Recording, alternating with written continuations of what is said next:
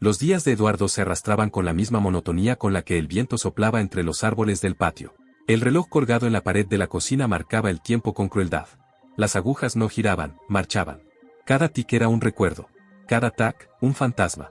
Viviendo solo en una casa modesta a las afueras de San Juan, un pueblo silencioso del interior, Eduardo no hablaba con nadie desde hacía casi 6 años. Desde que regresó de la guerra, se había convertido en una sombra del hombre que fue. Sus ojos, antes llenos de vida, ahora cargaban la densidad de un campo minado. La barba canosa crecía sin control, y sus manos, callosas y temblorosas, insistían en preparar el mismo café aguado cada mañana, como si ese ritual fuera el último lazo con alguna normalidad. La única compañía era la radio antigua sobre la encimera, siempre sintonizada en una emisora AM que tocaba tangos melancólicos y noticias locales. Allí, en medio del silencio, los crujidos de la madera y los pasos solitarios eran todo lo que quedaba de una vida llena de ruido. Hasta que, una mañana nublada de abril, un coche se detuvo frente al portón. Eduardo observó desde la ventana sin moverse. Una mujer bajó con una carpeta en las manos y abrió la puerta trasera. De allí, con pasos firmes, saltó un perro, un labrador negro, de ojos atentos y andar sereno. Se llama Bravo, dijo la mujer, entregando unos papeles. Es un perro de apoyo emocional. Fue entrenado para acompañar a veteranos como usted. Aquí está todo. La ONG se encargará de todo. Solo necesita un lugar donde quedarse. Eduardo no respondió. Asintió con la cabeza y cerró la puerta. Bravo permaneció afuera por un tiempo, sentado frente a la entrada como si comprendiera que no era bienvenido, todavía. Pero los perros no necesitan palabras. Ellos sienten. Esa noche, Eduardo soñó con Afganistán. El helicóptero caído. Los gritos. La sangre. El olor a pólvora. La pérdida de 2 compañeros que nunca logró olvidar. Despertó sudando, con la respiración agitada y el pecho oprimido, como si algo aplastara su corazón desde dentro. Fue entonces cuando oyó un sonido, patas arañando suavemente la puerta. Bravo estaba allí. El hombre abrió con reticencia. El perro entró despacio, sin hacer ruido. Se tumbó cerca del sofá y permaneció en silencio, como si supiera que su lugar era allí a la distancia justa, respetando el dolor de un soldado herido. En los días que siguieron, Eduardo ignoró la presencia del perro.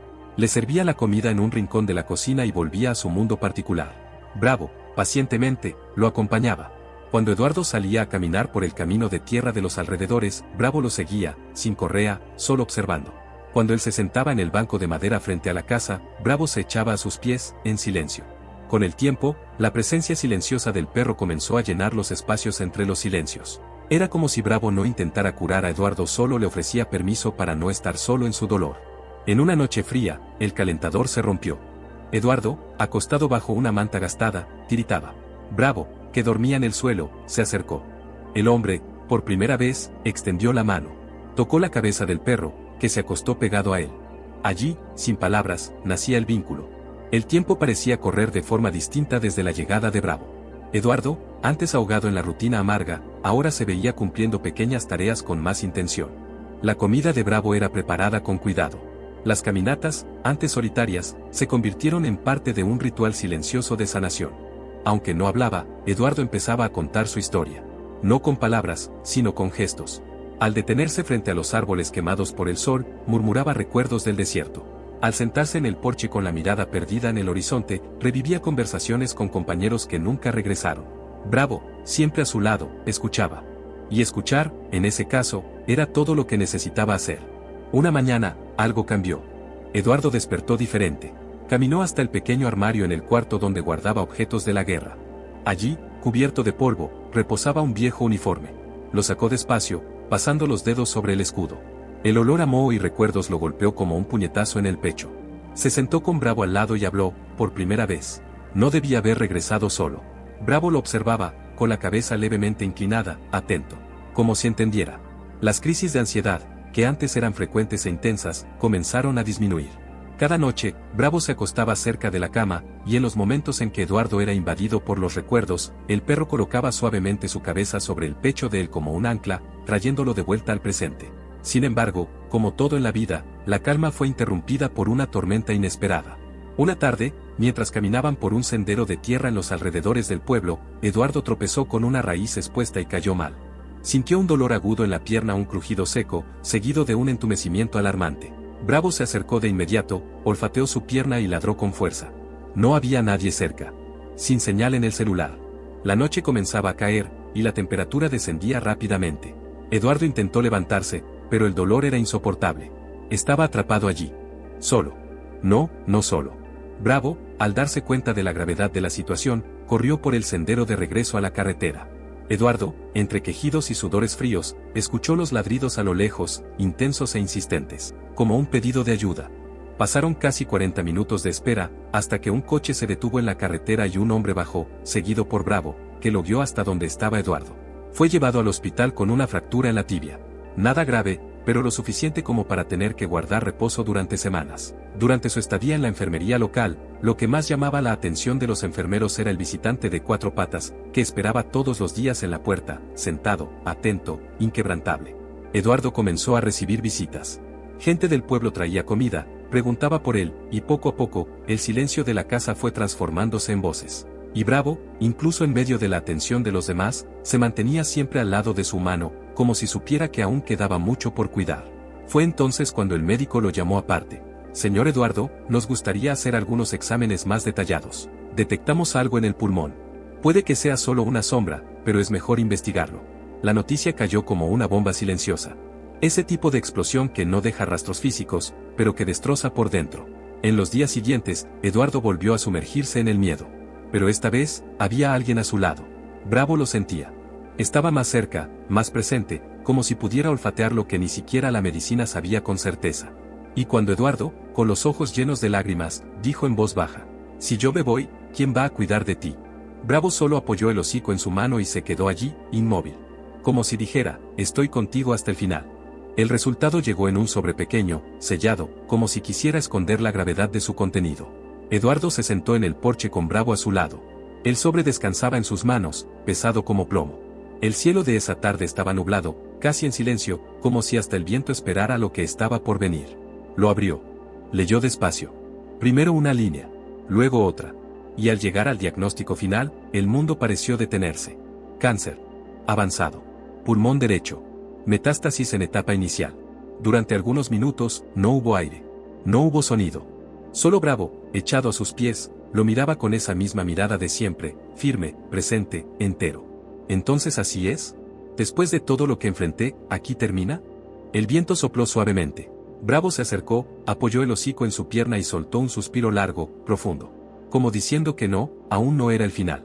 Que había algo más allá del miedo. En los días siguientes, Eduardo comenzó el tratamiento. Quimioterapia. Consultas. Exámenes. Su cuerpo empezaba a debilitarse. El cabello caía poco a poco. La piel perdía su color. Pero había algo que no cambiaba: Bravo. El perro ahora lo acompañaba hasta la clínica.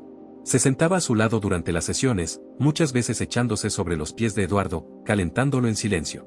Un día, mientras esperaban en la sala de oncología, una señora mayor, en silla de ruedas, lo observó y dijo con la voz entrecortada: ese perro es más que un ángel, hijo mío, es tu segunda oportunidad.